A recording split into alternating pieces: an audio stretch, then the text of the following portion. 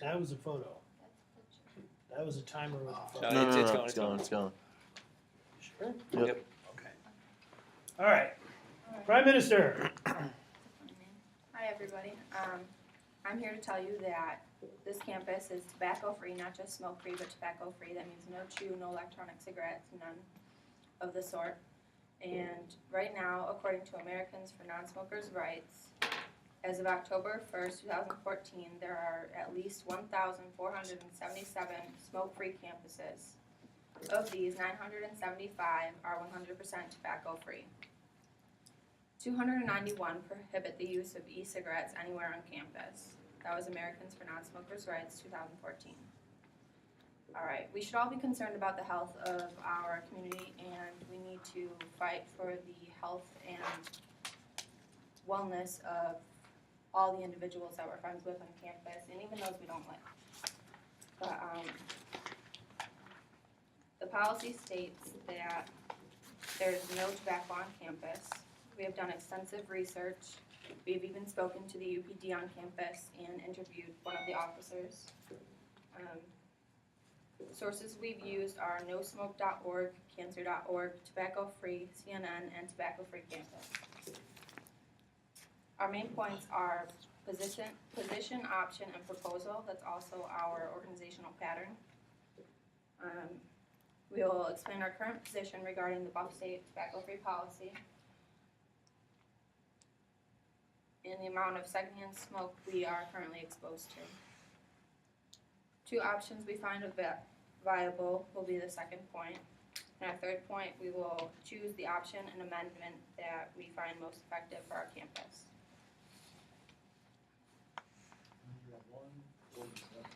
Okay. You can combine the times together so you'll have a little bit longer for your body if you need it. Okay, thank you. So our first point is our position on the tobacco-free campus policy. Right now, there are no current consequences, meaning if you're smoking on campus, even though it's a tobacco-free policy, there are no consequences for you. You can do whatever you want. So why do we have the policy in place anyway? Currently, as non-smokers, your only option is to approach an individual and ask them to stop smoking. How many of you are going to listen to a stranger when they're telling you to stop your addiction?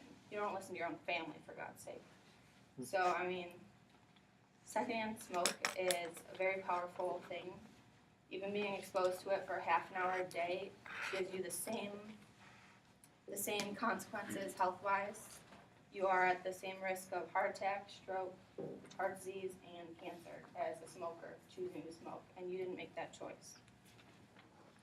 We pay thousands of dollars for an education, and we are exposed to secondhand smoke that shortens our lives and puts your future at risk. Cigarette butts also have an effect on the environment, and we are paying people on campus to clean up the grounds and cigarette butts that we just dispose of. The money that we pay those people could go towards the UPD, which you'll see in option 2, and their salary could go towards the UPD officers, and they could patrol and stop secondhand smoke from being part of our campus. Jamie will talk to you about our options for the tobacco-free policy.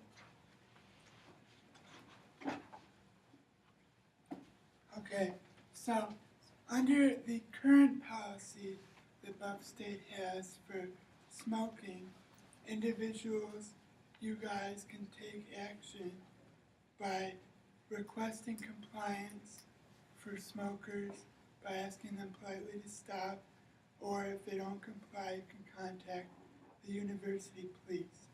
With the new policy that we're proposing, the smoker gets one warning from either students or the police, and if they don't comply, a ticket will be issued. And for the second option, the university police department would patrol the campus and would issue warnings or tickets for violators. The profits for these tickets would go towards helping to raise the university police salary, as as well as create more jobs for the police. It would also go towards organizing smoking or end smoking events on campus, as well as more advertising for our policy that we're proposing. Thank you. Keeping these points in mind, we would like to amend their policy to start issuing tickets, and somebody that violates the policy and does not want to comply, they can receive a ticket of $75 or more. The person that will be responsible for issuing these tickets will be UPD police and resident assistants, since typically residents smoke right outside a few feet from the entrance of a resident building. It'll make sense to give them the authority to issue tickets. Other schools like Eastern Kentucky University, they have a policy where if a student is caught using tobacco for the first time, they receive a written reprimand and will be placed on university probation for 1 semester.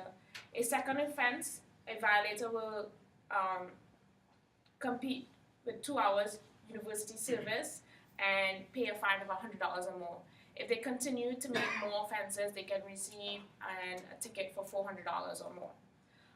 We do not expect the campus to put those fines at that high of amount, but we do want a policy that would students take it seriously and people start complying and taking it seriously, because it definitely, secondhand smoke definitely affects the health and well-being of the campus. Money collected from the tickets will be used for campus programs to educate students on the policy and make the effects. For the adoption, for this policy to be enforced, for a new policy to be adopted, it is necessary for this amendment to take place. Thank you. Okay. All right, we will now hear the opening of the opposition. How many people are aware of the smoking policy that's enacted here at Buffalo State? So a few of you. Well, considering we're all college students, it's probably safe to say for the most part we're living on somewhat of a tight budget, with having to pay for school, rent, gas, textbooks, cell phones, all the things that we need to pay for. Personally, the last thing that I want to spend my money on is a ticket for being caught smoking on campus, especially when I have a handful of other bills that I actually need to pay for in order to get by day to day. With most of us balancing work and school at the same time, being stressed out is inevitable. What do people do to help them relax when they're stressed? Smoke cigarettes. It's a main personal stress reliever for a lot of people. If smoking on campus were that big of an issue, and if the Buffalo State president, who accepted the resolution of making Buffalo State a tobacco-free campus, and the board of trustees who actually passed the resolution were passionate enough about this quote-unquote problem, you would think that we would be better informed and we would see signs and banners around campus saying no smoking or that Buffalo State is in fact a tobacco-free campus. But you really don't see any of that. When we applied for Buffalo State, we didn't receive any paperwork about not being able to smoke on campus or that we would be penalized if we were caught smoking. The only consequence mentioned in the actual policy was that the State University Police would assess the situation and, if necessary, complete a state incident report. But both of these only occur if the student refuses to stop smoking after being requested to stop. It doesn't say anything if they're simply just caught smoking. Students should not be ticketed for smoking on campus due to the legality of the policy, the lack of accountability, and visible signage, and that tobacco use is a personal choice. So like Kelsey was saying, our first main point is going to be the legality of the policy. Has anybody actually read the tobacco-free policy? Yeah, I know you have, Leon. It's pretty long, so no surprise if you didn't. It's full of a lot of legal jargon. So the tobacco-free policy is available to view on the Weigel Health Center website. That's weigel.buffalostate.edu, if anybody didn't know. And it's just a little bar on the side that says tobacco-free, and then underneath that says policy. So you click that and you're able to go and view it. So the first point is just we're going to look at the legal phrasing of the policy. There is actually no legal consequence in the policy for tobacco use on campus. So if you're just walking across campus, vaping or smoking a cigarette or even chew anything, there's nothing that anyone can actually do to like stop you. As our opponent said, you can just ask, and that's pretty much the only thing that you're able to do.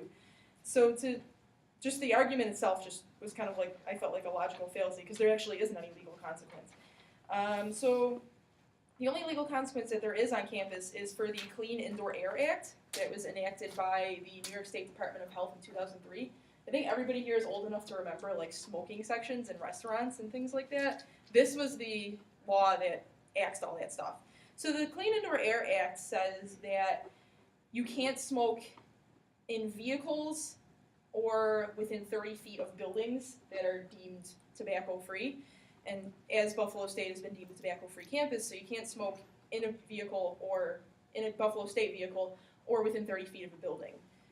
There is some debate over that, because I'm sure everybody knows, I think classroom and technology building are like the worst offenders. There's always people smoking outside those. So those are the only things that you can actually cite anybody on. So how that's done is that supervisors can report the smoker to UPD, and UPD can write a report, and the person might be written up or taken to student court, but it's a very kind of like hemming and hawing kind of process. Like, it's if the supervisor feels like taking the person in, and if UPD feel like making a write-up about it, basically. So the next part of the legality of the policy is we're going to examine consequence phrasing in the policy. So the policy isn't meant as an overarching legal binding contract that's very scary and meant to, write people up and make them pay fines and everything. It's meant as a courteous reminder to not smoke on campus. The policy isn't meant as something that's, you're going to get in trouble if you do this. It's meant to just remind people to be courteous to others and to not smoke on campus. And we feel that to instill a legal consequence would be a violation of the policy theme. And it would take it to kind of a level that it doesn't really need to go to. So for our second main point, Elias. Alright, our second main point is the accountability for informing and educating people about this tobacco-free policy. And my first sub point is that there's no emphasis on education of the policy for campus and community. Stating within the policy says the policy includes all instructors, faculty, and staff, volunteers, contractors, service representatives, and anybody who comes on this campus. So I'm pretty sure all those people I just mentioned aren't educated on this tobacco-free policy. I live on campus, so every day I commute on campus back and forth from my dorm to class, to practice everywhere. So usually I'm walking all throughout the campus and I see smokers all throughout the day. Personally, I don't have a problem with it. I'm just trying to get to my class, trying to get where I'm trying to go, but some people might. I'm pretty sure that all these people I see every day aren't educated on this tobacco-free policy. Outside of my tower every morning, there is a construction group, and they are working on the new technology building or the science building. And I'm pretty sure that most of the workers I see do smoke cigarettes, and I wouldn't blame them. That's a hard job. Construction's a hard, tough job. Sometimes you need to take a little break, have a little smoke. So that's what those guys do. Also, my second sub point is that the students, employees, and visitors are not informed to know much about the policy. And in the policy, it says that efforts will be made to ensure the faculty, staff, students, and visitors are aware of the policy. Also, it says that all who come to Buffalo State, says employees and students will be trained how to talk about the policy in positive ways. As a student here for this is my third year, I have not been trained at all by anybody on campus to talk positive about the policy, and not really have been informed about anything like that besides my own work, which I did freshman year, which I got involved with the tobacco-free policy a little bit. My second point is that the signage for the campus policy, which advertises that we have a tobacco-free policy, isn't very visible to those people. Signage to enforce the policy are hard to notice and are limited to small clear stickers, which are placed on most doorways, majority of building doors that read our tobacco-free community. I took some pictures of some of the stuff, I guess the signs they put up to inform you of the policy. I have a couple pictures. Did you put them in before class? Yeah, they do. Just trying to. Might be a little sideways. This one was right before I actually came into this building. This one is on the side of the library where Bacon and Ketchum Hall are. and this is what the sign reads most of the time, just says our tobacco-free community. And as you can see, the sticker's transparent, so it's only orange letters. So if at nighttime or you're not really paying attention, it's kind of not the most appealing thing that will come out to your eyes. If anything, that blue and yellow sign that says caution, I'll probably read over the other one. And then the only other pink signs I saw was within my building. This is Tower 3, and those are little signs that keep you informed. And this one right here in the corner, I have a bigger picture of it. This is the same one. It says, no smoking, and then it says in Spanish, and then on the bottom it says, we are a tobacco-free campus. So the only way to see that is if you actually walk inside of a building, and that's like the little waiting area you have until you actually walk in. So one reason I noticed that was because I was locked out at the moment, and I saw the picture, the sign, and I was like, oh, I'll take a picture because I do have a speech coming up on this. So those are my 2 points. The visibility of the signage is nowhere. It's only on doors. I've never seen any signs that publicize the policy. And for our last point, Even though we're aware of the hazards that come along with smoking, we still do and will continue to smoke cigarettes. It's a personal choice. Just because we're informed that it's unhealthy and it can ultimately lead to an early death doesn't mean that it's going to stop us. Millions of us have been aware of these for years, but yet millions of us are still smoking cigarettes day in and day out. The same goes for smoking on campus. Regardless of the ticket threats or the actual tickets, students are still going to continue to smoke. The cognitive theory states that it is not the situation that determines how we feel, but how we feel about the situation. So if death is a consequence, which I'm sure we can all say is one of the worst, if not one of the worst consequences to any situation, if that doesn't stop people from smoking, it's hard to believe that a ticket will. Studies have shown that positive and negative reinforcement is more successful in ultimately eliminating undesired behaviors. Reinforcement is the adding or removing of an incentive to increase the frequency of a desired behavior. So for example, say I get a 90 on a test. Every time I get a 90, I get rewarded $20. That's an example of positive reinforcement. Whereas anytime I get lower than a 90, I get something taken away from me. That's negative reinforcement. Distributing tickets to students for smoking is an example of a discipline. The purpose of a discipline is ideally to eliminate unwanted behavior, but the problem is that it will not always work. When used to decrease negative behavior, discipline will eventually lose its impact and therefore it will not matter. Giving tickets may decrease smoking on campus right away, but sooner or later, students will continue to smoke because there's no reinforcement or motivational factor involved. Just so you know, there's no rebuttal time. Okay. For the Prime Minister's team? Correct. No, for the opposition. Opposition team. Yeah, okay, they finished that. Okay, thank you. We're now moving into the rebuttal of the Prime Minister. Okay, so smoking is a personal choice. Secondhand smoke is unavoidable. So if you make a personal choice to smoke and you're at the doorway and I'm walking into the union, I'm breathing in that secondhand smoke and I don't want to breathe secondhand smoke where I could ultimately die from cancer because I choose not to smoke. If an institution wishes to truly make campus truly tobacco-free, it must act proactively. And acting proactively, changing their policy and amending their policy to have tickets, the money that received from the tickets can make signs, can fund campaigns on campus to make people aware of the tobacco-free, smoke-free campus here at Buff State.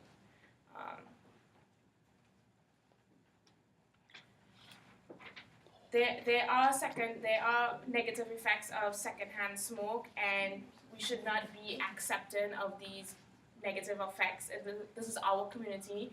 Cigarette butts pollutes the campus, and it's very unsightly.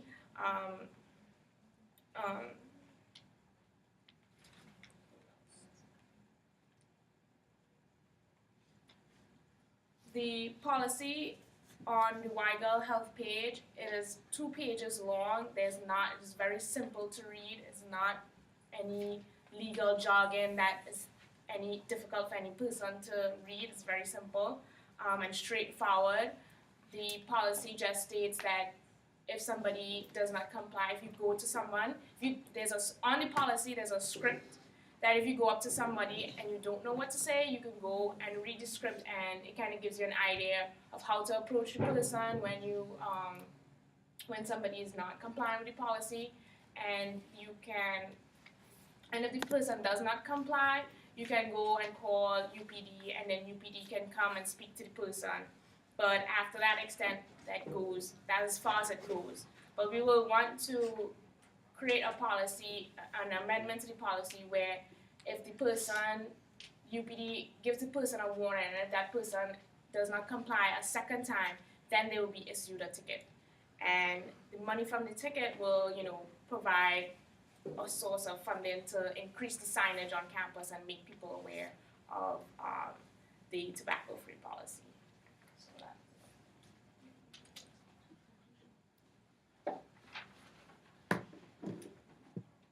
So, in conclusion, No, they don't have any more rebuttal time. No, they have a rebuttal now. They didn't have rebuttal time after their body. Oh, okay.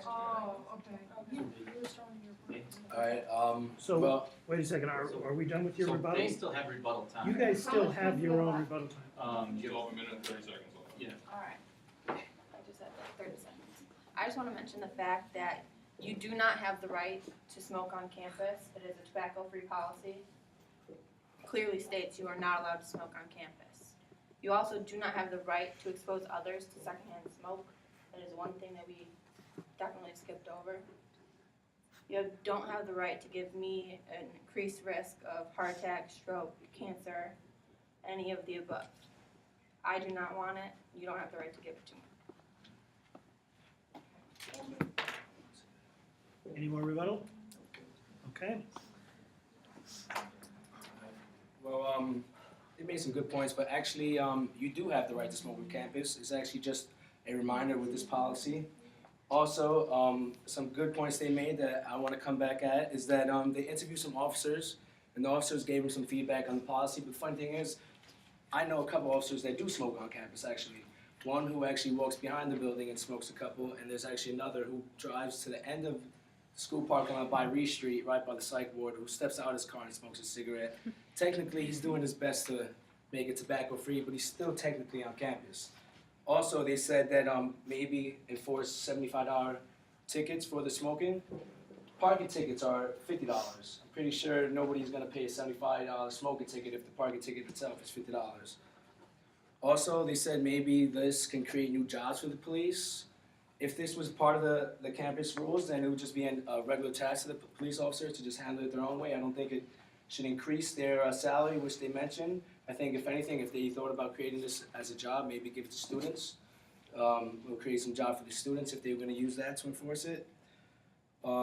Besides that, also they said for their new method to give them a warning, and then after that warning, they'll enforce a ticket. In the policy, there's a tab on the side that says frequently asked questions, and that's where I looked for a lot of my information. And one of the frequently asked questions was, what will happen to a violator of this policy? And it says, within the policies, violators will receive a friendly reminder along with a session information, which basically means they're going to be receiving, however it is, email through a meeting or something. We'll be given more information to learn more about this policy, and that has not happened on campus. So technically, a lot of their methods which they want to come up with are technically already in place. They're just not happening. That's it. Still have a minute of rebuttal time. Conclusion? You have 1 minute of rebuttal time. You just leave it. Before your conclusion. There's the green lights. Yeah, sure. I'll do a little bit of a rebuttal and then I'll go into my conclusion. Is that what I'm doing? Sure, you can. Okay, cool. You can combine them that way. Yeah, sure. So Elias touched on a lot of good points that I didn't even think of, which was pretty awesome. Sorry, let me just look at this here. So one of the main responses that I had just in response to having a new policy put in place or amending the policy was just there's not going to be any overnight change for something like this. This is something that's kind of like a moral problem. It's a personal choice type thing, like Kelsey was talking about. So change takes time, and I think that a tobacco-free policy that is courteous and is more of a reminder than an actual strict rule is a good start on maybe getting to that point, but I don't think it should be enforced just yet. And so the other thing I wanted to mention was that amendments to such things like policies need to be passed through the SUNY board. It's a very long and arduous process that is similar to like Supreme Court decisions, and it could fail if it goes through. It was very difficult actually to get the tobacco-free policy through in the state that it's currently in. So just to have it amended would just be pretty difficult. And just touching on the last part of their rebuttal about not having the right to smoke on campus, I just want to remind everybody that it is a policy, not a rule. So we actually kind of do have that right. It's not like we're going to get in trouble if we do or don't do it. It's a reminder, not really a rule. I guess I think I've already said that though. So just to conclude our argument, so we feel as a group that ticketing is wrong. We feel it's wrong on a moral level because we feel that it targets and attacks a subgroup of people on campus. And our 3 points were accountability for it, as in not enough signage on campus, legality and phrasing of the policy, and personal choice of the actual individual smokers. And we just feel that being clear on details and consequences of things like a tobacco-free policy are important because we're all members of this community, and education is the key, and we're all educated, we all know what's going on, and we all know what to do and what not to do on campus. Thanks. Okay, and then we have the closing arguments of the Prime Minister for 3 minutes, which includes a short rebuttal before. So, the opposing team addressed that this is not an overnight change, and I would agree with that because every law, every proposal needs time. However, this is something that would need to happen as soon as possible due to the fact that secondhand smoke and smoking in general is dangerous for both smokers and non-smokers alike due to the health risk it presents. So in conclusion, we have told you about the current unenforced policy that Buff State has for smoking on campus, as well as our options, which include individual action, university police department patrol of the campus, and giving tickets to students and faculty who are smokers. Our policy will hopefully decrease health risks on campus. And our position is analyzing and amending the currently unenforced policy. And this is important because every day you are all exposed to secondhand smoke, which creates harmful effects for you that you do not wish to receive. And I'll leave you with this fact. Since the 1964 Surgeon General's report on smoking and health, 2.5 million non-smokers have died from diseases related to tobacco smoke, according to the U.S. Department of Health and Human Services. Thank you. Okay, good. Very good, thank you, Goodman Head. We have 2 teams. Those of you who believe that the Prime Minister's team, comprised of Christine, Caitlin, and Jamie, upheld the proposition the Buffalo Police should start enforcing the rule of no smoking, please raise your hands.